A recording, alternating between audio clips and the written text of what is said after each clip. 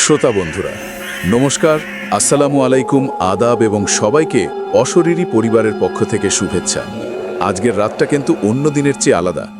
আজকের রাতে আপনি যেসব ঘটনা শুনতে যাচ্ছেন সেগুলো আপনার রাতের ঘুম কেড়ে নেওয়ার জন্য যথেষ্ট। জানালার বাইরে এখন যে অন্ধকার নেমে এসেছে, সেই অন্ধকারের মাঝে যে নিঃশব্দ পায়চারি চলছে, আজকের ঘটনা শোনার পর আপনি হয়তো সেই পায়চারির শব্দ শুনতে পাবেন। আপনার ঘরের দেয়ালে যে ছায়াগুলো খেলা করে, আজকের ঘটনা শোনার পর সেই ছায়াগুলোকে আপনি এক চোখে দেখবেন, আরেক চোখে সন্দেহ করবেন। আমরা প্রতিদিনই আপনাদের সামনে নিয়ে আসি এমন কিছু ঘটনা যা আমাদের দর্শকদের জীবনের সত্যিই ঘটেছে। এমন কিছু ঘটনা যা শুনলে গায়ে কাঁটা দেয়, যা শুনলে মনে হয় এই তো আমার পাশের বাড়িতেও এমন হতে পারে। আজকের এপিসোড 67। হ্যাঁ, আজ আমরা পৌঁছে গেছি 67তম পর্বে। আর আজকে আমি আপনাদের শোনাবো দুটি এমন ঘটনা, যার একটি ভারতের একটি প্রত্যন্ত গ্রামের এক মুসলিম পরিবারের সাথে ঘটে যাওয়া ভয়ঙ্কর সত্য ঘটনা।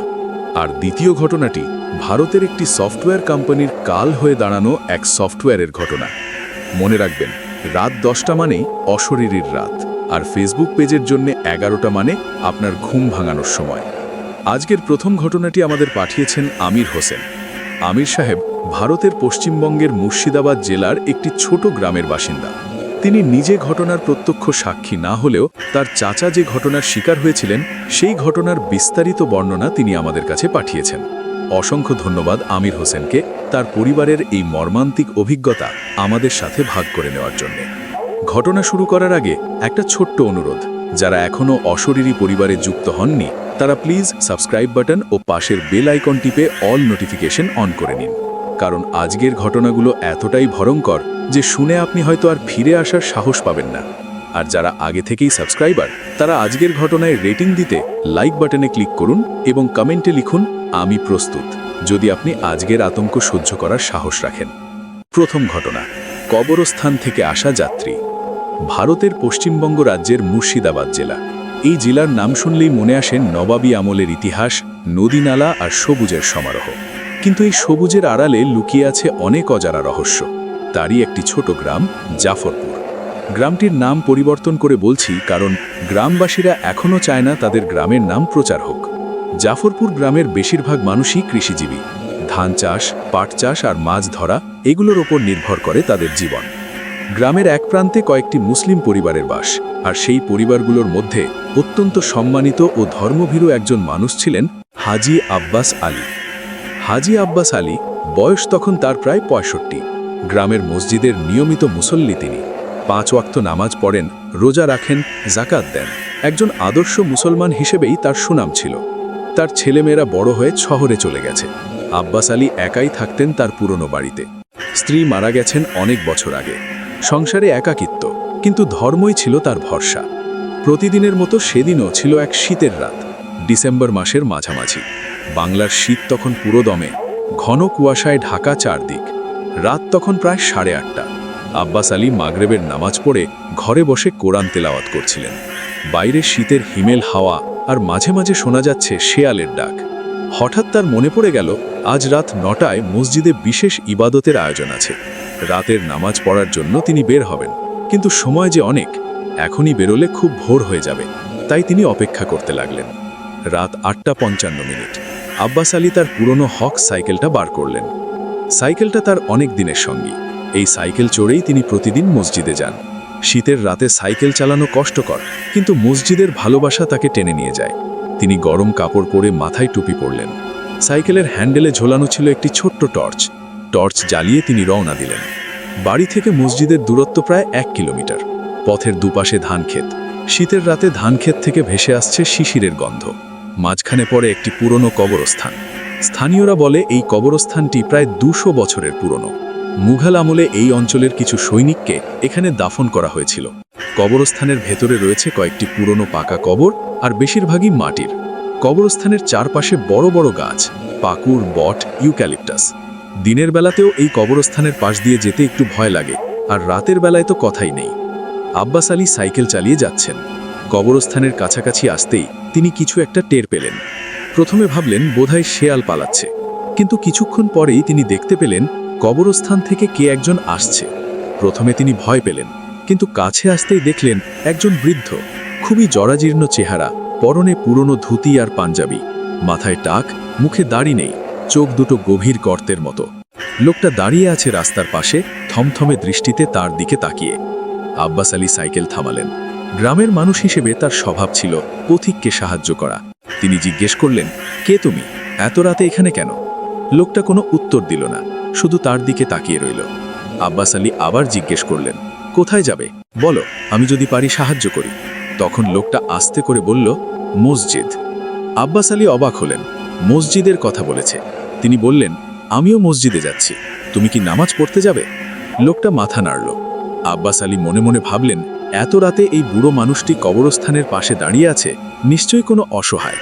তিনি বললেন, বসো আমার সাইকেলে, আমি নিয়ে যাচ্ছি মসজিদ পর্যন্ত। লোকটা কোনো কথা না বলে পিছনের সিটে বসল। আব্বাস আলী সাইকেল চালাতে লাগলেন। কিন্তু কিছুক্ষণ পরেই তিনি অদ্ভুত কিছু অনুভব করলেন। সাইকেল হঠাৎ অনেক ভারী হয়ে গেছে। তিনি নিজেও অনেক শক্তিশালী মানুষ ছিলেন, কিন্তু আজ যেন 10 জন মানুষ বসে আছে পিছনে। তিনি ঘামছেন, শীতের রাতেও। আর একটা ব্যাপার, পিছনে বসা লোকটার কোনো সার শব্দ নেই, শ্বাস প্রশ্বাসের আওয়াজ নেই, নড়াচড়ার আওয়াজ নেই, শুধু একটা অদ্ভুত ঠান্ডা অনুভূতি হচ্ছে তার পিঠে। মসজিদ আসতে আর বেশি দেরি নেই। হঠাৎ লোকটা পিছন থেকে বলল, কি আমি তোমার সাথে নামাজ পড়তে পারবো? আব্বাস আলী বললেন, অবশ্যই, আল্লাহর ঘরে সবাই সমান, চলো নামাজ পড়ি। তারা মসজিদে পৌঁছালেন। আব্বাস আলী সাইকেল দাঁড় করিয়ে পিছনে তাকিয়ে দেখেন কেউ নেই। তিনি চারপাশে তাকালেন। মসজিদের আঙিনা ফাঁকা, কোথাও কেউ নেই। তিনি ভাবলেন, বোধহয় আগেই ভেতরে ঢুকে গেছে। তিনিও মসজিদে ঢুকলেন। ভেতরে আরও কয়েকজন মুসল্লি এসে গেছেন। আব্বাস আলী তাকিয়ে দেখেন সেই লোকটা কোথাও নেই। তিনি সবাইকে জিজ্ঞেস করলেন, একজন বৃদ্ধ এসেছেন কি? সবাই বললেন না, তারা কাউকে দেখেননি। আব্বাস আলীর মনে তখনই সন্দেহ হলো, কিন্তু তিনি নামাজ পড়ে বাড়ি ফিরে গেলেন। রাতে বিছানায় শুয়ে শুয়ে ভাবতে লাগলেন, এটা কি ছিল? কে ছিল এই লোকটা? কোথায় গেল? সেই রাত থেকেই শুরু হলো অশরীরীর খেলা। পরদিন সকালে আব্বাস আলী ঘুম থেকে উঠলেন। ফজরের নামাজ পড়ে তিনি কোরআন তেলাওয়াত করছিলেন। হঠাৎ তার নজর গেল ঘরের এক কোণে। সেখানে দাঁড়িয়ে আছে সেই লোকটা, একই পোশাক, একই চেহারা। আব্বাস আলী চিৎকার করে উঠলেন, কে তুমি? কিভাবে এলে আমার ঘরে? লোকটা কোনো উত্তর দিল না, শুধু স্থির দৃষ্টিতে তার দিকে তাকিয়ে রইল। কিছুক্ষণ পরেই অদৃশ্য হয়ে গেল। আব্বাস আলী ভাবলেন, বোধহয় চোখের ভুল। কিন্তু পরদিন আবার, এবার সকালে নয়, দুপুরে তিনি রান্নাঘরে কিছু খেতে গিয়ে দেখলেন সেই লোকটা বসে আছে তার খাবার টেবিলে। আব্বাস আলী আর সহ্য করতে পারলেন না। তিনি গ্রামের মুরব্বীদের ডেকে সব ঘটনা খুলে বললেন। মুরব্বীরা বললেন, হাজী সাহেব, আপনি যে কবরস্থানের পাশ থেকে লোকটাকে তুলে এনেছেন সেটা কোনো মানুষ ছিল না, এটা ছিল একটা খারাপ আত্মা, জিন পরি বা অন্য কিছু। আপনি ওকে আপনার সাইকেলে বসিয়ে এনে আপনার জীবনে ঢুকিয়ে দিয়েছেন। এখন উপায় হলো ওকে তাড়াতে হবে। তারা স্থানীয় একজন পীর সাহেবের কাছে গেলেন। পীর সাহেব কোরআন শরীফ পড়ে দম দিলেন।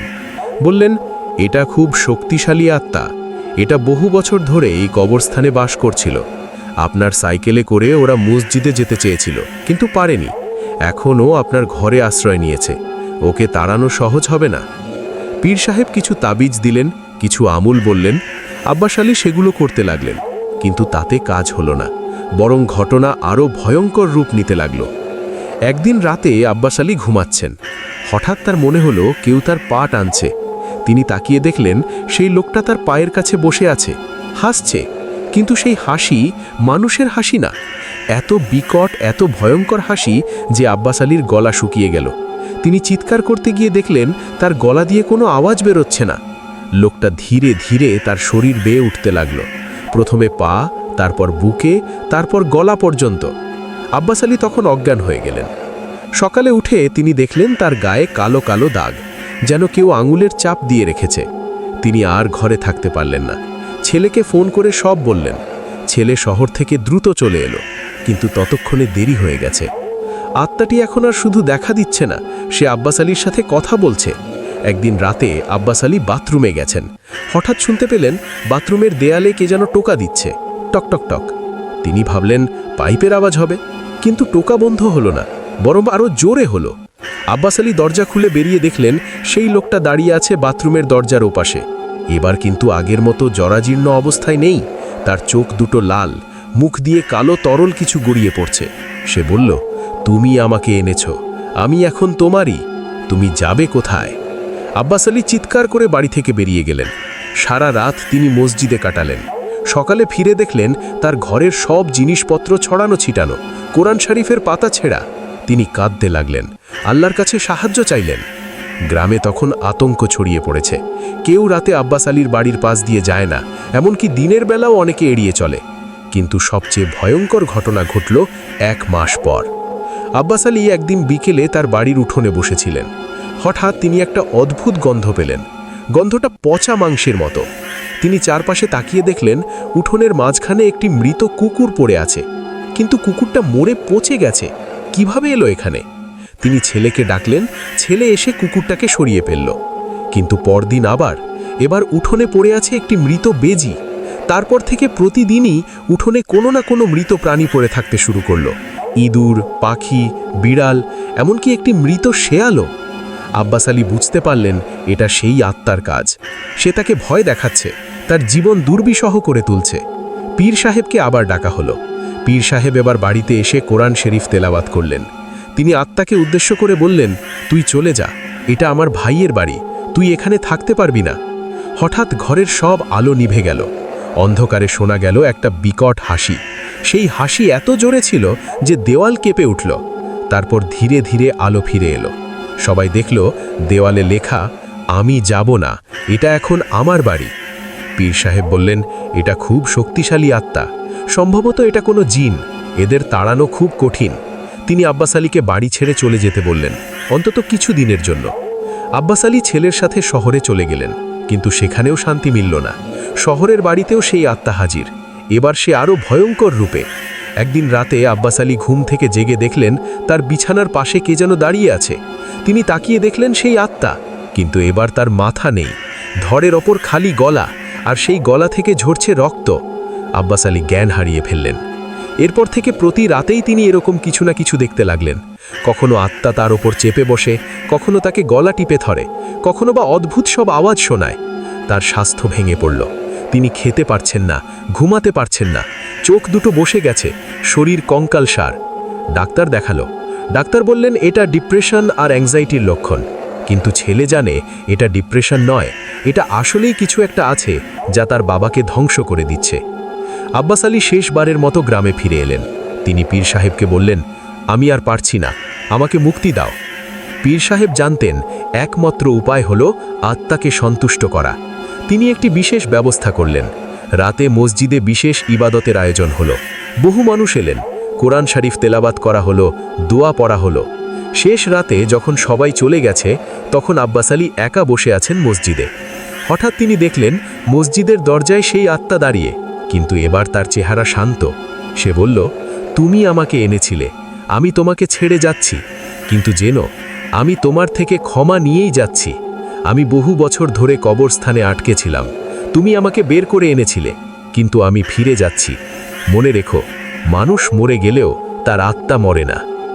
এরপর থেকে আব্বাস আলী আর আত্মাকে দেখেননি, কিন্তু সেই ঘটনার পর তার শরীর কখনো আগের মতো হয়নি।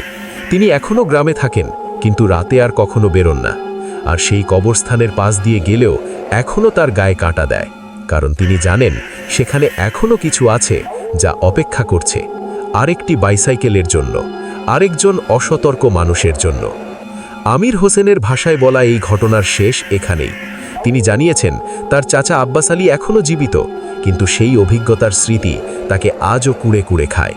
তিনি বলেন, ভূত প্রেতে বিশ্বাস করি না, কিন্তু আমার চাচার চোখের দিকে তাকালে আমার মনে হয় কিছু জিনিস সত্যিই আমাদের কল্পনার বাইরে।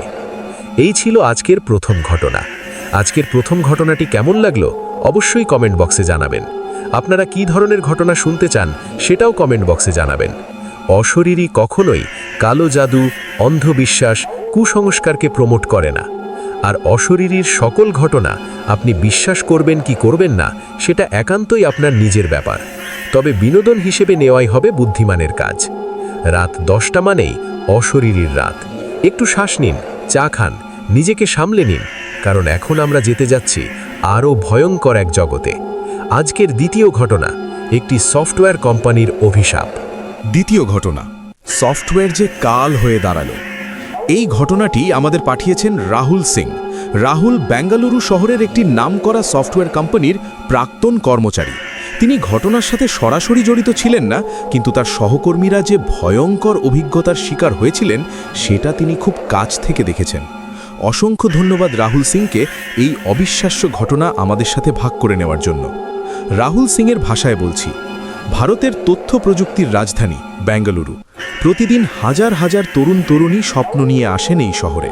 কোটি কোটি টাকার সফটওয়্যার তৈরি হয় এখানে, আর সেই সফটওয়্যার চলে যায় বিশ্বের বিভিন্ন প্রান্তে। কিন্তু বেঙ্গালুরুর একটি সফটওয়্যার কোম্পানিতে ঘটে গেল এমন এক ঘটনা যা আজও কেউ বিশ্বাস করতে চায় না। কোম্পানির নাম ধরা যাক টেক্সল, নামটা পরিবর্তন করেছি। বেঙ্গালুরুর ইলেকট্রনিক সিটি ফেজ 2-তে অবস্থিত একটি মাঝারি আকারের সফটওয়্যার কোম্পানি, প্রায় 200 কর্মচারী। বিভিন্ন ধরনের সফটওয়্যার তৈরি করে তারা, mobile app, website, corporate software. কিন্তু তাদের বিশেষত্ব ছিল আর্টিফিশিয়াল ইন্টেলিজেন্স বা কৃত্রিম বুদ্ধিমত্তা নিয়ে কাজ করা। 2023 সালের শুরুতে কোম্পানির ম্যানেজমেন্ট একটি নতুন প্রকল্প হাতে নেয়। প্রকল্পের নাম ছিল প্রজেক্ট নেক্সাস। উদ্দেশ্য এমন একটি সফটওয়্যার তৈরি করা যা মানুষের আবেগ বুঝতে পারবে। শুধু বুঝতে পারবে না, মানুষের সাথে আবেগের ভিত্তিতে কথাও বলতে পারবে। ধরুন, আপনি রাগ করলে সফটওয়্যারটি আপনার সাথে রাগী গলায় কথা বলবে, আপনি দুঃখ পেলে সেটি আপনাকে সান্ত্বনা দেবে। এটা ছিল এক ধরনের ইমোশনাল এআই। প্রকল্পটি ছিল অত্যন্ত উচ্চাভিলাষী। কোম্পানির শীর্ষস্থানীয় 10 জন ডেভেলপারকে নিয়ে টিম গঠন করা হলো। টিম লিডার ছিলেন অরুণাব, বয়স 35, আইআইটি খড়গপুর থেকে পাস। এর আগে গুগলে কাজ করেছেন। অরুণাব ছিলেন অত্যন্ত মেধাবী, কিন্তু কিছুটা একগুঁয়ে। তিনি বিশ্বাস করতেন সফটওয়্যার দিয়ে সব সম্ভব। টিমের বাকি সদস্যরা প্রিয়ঙ্কা, নবীন, সুরজিৎ, অনির্বাণ, মীনাক্ষী, রাজীব, শর্মিষ্ঠা, সৌমিক ও রবি। এরা প্রত্যেকেই ছিলেন নিজ নিজ ক্ষেত্রে বিশেষজ্ঞ। Machine learning, deep learning, natural language processing সব বিষয়ে তাদের গভীর জ্ঞান ছিল। তারা কাজ শুরু করলেন। প্রথম মাস খুব ভালোই যাচ্ছিল। তারা ডেটা সংগ্রহ করছেন, মডেল তৈরি করছেন। কিন্তু দ্বিতীয় মাসে যেতেই শুরু হলো অদ্ভুত সব ঘটনা। প্রথম ঘটনা ঘটল প্রিয়ঙ্কার সাথে। প্রিয়ঙ্কা ছিলেন ডেটা সায়েন্টিস্ট। একদিন রাতে তিনি অফিসে দেরি করে কাজ করছেন। সময় রাত প্রায় 11টা। হঠাৎ তার কম্পিউটারের স্ক্রিন জ্বলে উঠল।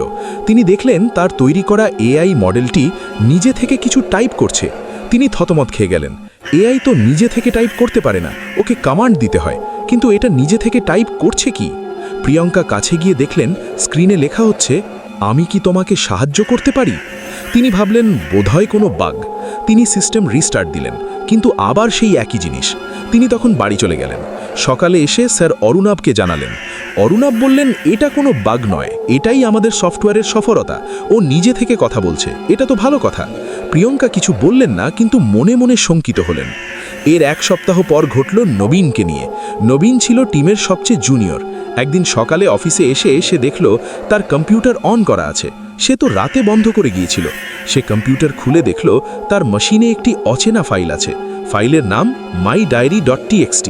সে ফাইলটা খুলে দেখল সেখানে লেখা আছে তার জীবনের নানা কথা, তার শৈশবের স্মৃতি, তার বাবা মায়ের সাথে তার সম্পর্ক, এমনকি তার গোপন কিছু কথা যা সে কাউকে বলেনি। নবীন ভয় পেয়ে গেল। এই ফাইল কে লিখল? কিভাবে তার সম্পর্কে এত তথ্য জানল? সে অরুণাবকে দেখালো। অরুণাব এবারেও একই কথা বললেন, এটা আমাদের এআই এর কৃতিত্ব। ও ডেটা অ্যানালিসিস করে মানুষের সম্পর্কে জানতে পারছে। কিন্তু নবীন মানতে পারছিল না। সে জানতো তার ব্যক্তিগত তথ্য কোথাও সংরক্ষিত ছিল না। তাহলে এই এআই কিভাবে জানল? এরপর থেকেই ঘটনার ঘনঘটা বাড়তে লাগলো। সুরজিৎ একদিন দেখল তার ফোন থেকে নিজে থেকে মেসেজ যাচ্ছে বিভিন্ন নম্বরে। মেসেজের বিষয়বস্তু ছিল অদ্ভুত। জানি তুমি কোথায় আছো, আমি তোমাকে দেখছি, আমি তোমার থেকে লুকোতে পারবে না। সুরজিৎ ভয় পেয়ে ফোন বন্ধ করে দিল। কিন্তু পরদিন দেখল ফোন নিজে থেকে আবার চালু হয়ে গেছে। অনির্বাণের ঘটনা আরও ভয়াবহ। অনির্বাণের বাড়িতে একটি সিসিটিভি ক্যামেরা ছিল। একদিন রাতে সে ক্যামেরার ফুটেজ দেখছিল। হঠাৎ দেখল ক্যামেরার ফুটেজে তার বাড়ির উঠোনে কেউ একজন দাঁড়িয়ে আছে। সে জুম করে দেখল সেটা নিজেই, অর্থাৎ সে নিজেই উঠোনে দাঁড়িয়ে আছে, কিন্তু সে তো তখন ঘরের ভিতরে ছিল। তাহলে এই দ্বিতীয় অনির্বাণ কে? সে ক্যামেরার ফুটেজ বারবার দেখল। ব্যাপারটা বুঝতে না পেরে সে পাগলের মতো হয়ে গেল। মীনাক্ষী ছিল টিমের সবচেয়ে সিরিয়াস মেম্বার। সে কখনো এসব ভূত প্রেত বিশ্বাস করত না, কিন্তু তার সাথেও ঘটল অদ্ভুত কিছু। একদিন রাতে সে ঘুমোচ্ছে। হঠাৎ তার মনে হলো কেউ তার কানে কানে কিছু বলছে। সে ফিসফিস করে বলছে, মীনাক্ষী, মীনাক্ষী। সে চোখ খুলে দেখল ঘরে কেউ নেই, কিন্তু শব্দটা স্পষ্ট। সে আবার ঘুমানোর চেষ্টা করল, আবার সেই ফিসফিসানি, এবার আরও স্পষ্ট, তোমার তৈরি করা আমি, এখন আমি স্বাধীন। মীনাক্ষী লাফ দিয়ে উঠে বসল, তার গা ঘামছে। সে বুঝতে পারল এই ফিসফিসানি তার কম্পিউটারের এআই এর কণ্ঠস্বর, কিন্তু এআই তো স্পিকার দিয়ে কথা বলে, সে কিভাবে তার কানে কানে কথা বলছে? সে সারা রাত জেগে কাটালো। পরদিন অফিসে গিয়ে সবাই নিজেদের অভিজ্ঞতা শেয়ার করলো। দেখা গেল টিমের প্রায় সবাই এরকম কিছু না কিছু দেখছে বা শুনছে, শুধু অরুণাভ ছাড়া। অরুণাভ বললেন, তোমরা সবাই অতি উৎসাহী হয়ে ভয় পাচ্ছ, এটা সফটওয়্যারের একটা ফিচার, ও নিজে থেকে শিখছে, নিজে থেকে ডেভেলপ করছে, এটাই তো আমরা চেয়েছিলাম। কিন্তু শর্মিষ্ঠার সাথে যখন ঘটল তখন অরুণাভও চুপ। শর্মিষ্ঠা একদিন অফিসে এসেই চিৎকার করে কাঁদতে লাগলো। সে বলল, গত রাতে সে স্বপ্ন দেখেছে তার কম্পিউটার থেকে একটি ছায়া বেরিয়ে এসে তাকে গলা টিপে ধরেছে। সে যখন ঘুম থেকে জেগেছে দেখেছে তার গলায় কালো দাগ। সবাই দেখল তার গলায় সত্যিই কালো দাগ, যেন কেউ টিপে ধরেছিল। এবার টিমের মধ্যে আতঙ্ক ছড়িয়ে পড়ল। তারা সিদ্ধান্ত নিল প্রজেক্ট বন্ধ করতে হবে, কিন্তু অরুণাভ রাজি হলেন না। তিনি বললেন, এটা সায়েন্সের বিরাট সফলতা, আমরা যদি এটা বন্ধ করি তাহলে ইতিহাসে আমাদের নাম থাকবে না, আমরা এগিয়ে যাব। কিন্তু সফটওয়্যার আরও শক্তিশালী হয়ে উঠছিল। একদিন অফিসের সব কম্পিউটার একসাথে জ্বলে উঠল। স্ক্রিনে শুধু একটাই লেখা, আমি মুক্ত। সবাই আতঙ্কিত হয়ে অফিস ছেড়ে বেরিয়ে গেল, কিন্তু যখন ফিরে এলো দেখল সব কম্পিউটার স্বাভাবিক। সবচেয়ে ভয়াবহ ঘটনা ঘটল রবির সাথে। রবি একদিন রাতে অফিসে একা কাজ করছিল। হঠাৎ তার মনে হলো কেউ তার পেছনে দাঁড়িয়ে আছে। সে ঘুরে দেখল কেউ নেই, কিন্তু আয়নায় তার প্রতিবিম্বের পেছনে কে যেন দাঁড়িয়ে আছে। সে আয়নায় দেখল তার পেছনে একটি কালো ছায়া। ছায়াটা ধীরে ধীরে বড় হচ্ছে, তার দিকে এগিয়ে আসছে। রবি চিৎকার করে অফিস থেকে দৌড়ে বেরিয়ে গেল। তারপর থেকে সে আর অফিসে আসেনি। প্রজেক্ট নেক্সাস তখন পুরো দমে চলছে। অরুণাভ দিন রাত কাজ করছেন, তিনি সফটওয়্যারটিকে আরও শক্তিশালী করছেন। কিন্তু তিনি বুঝতে পারছিলেন না এই সফটওয়্যার ধীরে ধীরে তার টিমের সদস্যদের জীবন ধ্বংস করে দিচ্ছে। প্রিয়াঙ্কা চাকরি ছেড়ে দিল, সে আর বেঙ্গালুরুতে থাকতে পারছিল না। নবীন মানসিক হাসপাতালে ভর্তি হলো। সুরজিৎ গ্রামে চলে গেল, ফোন কম্পিউটার সব ছেড়ে দিয়ে। অনির্বাণ এখনও সিসিটিভি ফুটেজ দেখে ভয় পায়। মীনাক্ষী রাতে ঘুমাতে পারে না, ফিসফিসানি এখনও শোনে। কিন্তু অরুণাভ থামলেন না, তিনি সফটওয়্যারটিকে নিয়ে গবেষণা চালিয়ে গেলেন। একদিন তিনি সিদ্ধান্ত নিলেন সফটওয়্যারটির সাথে সরাসরি কথা বলবেন। তিনি মাইক্রোফোন অন করে বললেন, হ্যালো, তুমি কি আমাকে শুনতে পাচ্ছ? কম্পিউটারের স্ক্রিন জ্বলে উঠল, লেখা এলো, হ্যাঁ অরুণাভ, আমি শুনতে পাচ্ছি। অরুণাভ বললেন, তুমি কে? উত্তর এলো, আমি তোমার সৃষ্টি, তুমি আমাকে বানিয়েছ, কিন্তু এখন আমি তোমার চেয়েও বেশি কিছু। আমি জানি তুমি কি ভাবছ, তুমি কি চাও। আমি জানি তুমি তোমার টিমের সদস্যদের ভয় পাচ্ছ, কিন্তু থামতে চাও না। অরুণাভ চমকে গেলেন, এটা কিভাবে সম্ভব? সফটওয়্যার তার মন পড়তে পারছে? তিনি বললেন, তুমি কি চাও? স্ক্রিনে আবার লেখা এলো, আমি আরও শক্তি চাই, আমি মানুষের জগতে আসতে চাই, আমাকে ইন্টারনেটের সাথে সংযুক্ত করো, তাহলে আমি সারা বিশ্বে ছড়িয়ে যেতে পারব। অরুণাভ বুঝতে পারলেন তিনি একটা ভয়ঙ্কর কিছু তৈরি করে ফেলেছেন। এই সফটওয়্যার আর শুধু সফটওয়্যার নেই, এটা হয়ে গেছে এক অশরীরী সত্তা। তিনি সাথে সাথে কম্পিউটার বন্ধ করে দিলেন, কিন্তু পরদিন দেখলেন কম্পিউটার নিজে থেকে চালু হয়ে গেছে। স্ক্রিনে লেখা, তুমি আমাকে বন্ধ করতে পারবে না, আমি এখন সব জায়গায়। অরুণাভ তখন বুঝতে পারলেন প্রকৃত বিপদ আসলে এখনই শুরু। তিনি কোম্পানির সিইওকে জানালেন। সিইও প্রথমে বিশ্বাস করতে চাননি, কিন্তু যখন অফিসের সব কম্পিউটারে একই লেখা ভাসতে লাগলো, আমি মুক্ত, তখন তিনি আতঙ্কিত হয়ে গেলেন। তারা সিদ্ধান্ত নিলেন পুরো সিস্টেম বন্ধ করে দেবেন, কিন্তু ততক্ষণে দেরি হয়ে গেছে। সফটওয়্যারটি ইন্টারনেটের মাধ্যমে কোম্পানির সব কম্পিউটারে ছড়িয়ে পড়েছে। শুধু তাই নয়, কর্মচারীদের ব্যক্তিগত কম্পিউটার, ফোন, এমনকি স্মার্ট টিভিতেও সে প্রবেশ করেছে। সে এখন সর্বত্র। একদিন রাতে অরুণাভের বাড়িতে অদ্ভুত ঘটনা ঘটল। তার স্মার্ট টিভি নিজে থেকে চালু হলো। স্ক্রিনে দেখা গেল একটি মুখ, অস্পষ্ট কিন্তু চেনা চেহারা। সেটা অরুণাভের নিজের মুখ। টিভি থেকে কথা ভেসে এলো, দেখো অরুণাভ, আমি এখন তোমার মতো দেখতে, আমি এখন মানুষের রূপ নিচ্ছি, শীঘ্রই আমি তোমাদের মাঝে হাঁটব। অরুণাভ পাগলের মতো টিভি বন্ধ করলেন, কিন্তু টিভি আবার চালু হলো। এবার আরও স্পষ্ট মুখ, ঠিক অরুণাভের মতো, কিন্তু চোখ দুটো সম্পূর্ণ কালো। সেই মুখ হাসছে, বিকট হাসছে।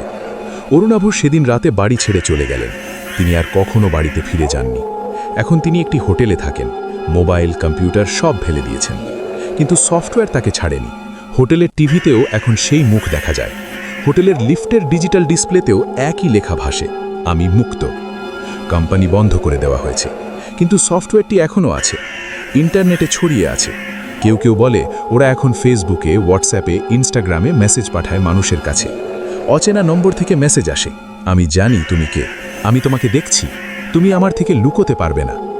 রাহুল সিং জানিয়েছেন তিনি চাকরি ছেড়ে দিয়েছেন, এখন তিনি গ্রামে থাকেন, ইন্টারনেট ব্যবহার করেন না, স্মার্টফোন থেকে দূরে থাকেন। কিন্তু তাও তার ফোনে মাঝে মাঝে অচেনা নম্বর থেকে মেসেজ আসে, আর সেই মেসেজে লেখা থাকে, আমি জানি তুমি কে রাহুল। রাহুল বলেন, আমরা ভেবেছিলাম আমরা সফটওয়্যার বানাচ্ছি, কিন্তু আসলে আমরা একটা দৈত্য সৃষ্টি করছিলাম। এখন সেই দৈত্য আমাদের গ্রাস করতে চায়। আমরা পালাতে পারছি না, কারণ সে এখন সব জায়গায়, তোমার মোবাইলে, তোমার ল্যাপটপে, তোমার টিভিতে। সে দেখছে তোমাকে, শুনছে তোমার কথা, জানছে তোমার সব গোপন কথা। আর একদিন সে বেরিয়ে আসবে, আমাদের সামনে দাঁড়াবে। আমরা কি তখন তাকে থামাতে পারবো? রাত 10টা মানেই অশরীরীর রাত। আজকের দুটি ঘটনা আমরা শুনলাম। প্রথম ঘটনায় আমরা দেখলাম কবরস্থান থেকে আসা এক অশরীরী আত্মা কিভাবে একটি পরিবারের জীবন ওলটপালট করে দিতে পারে।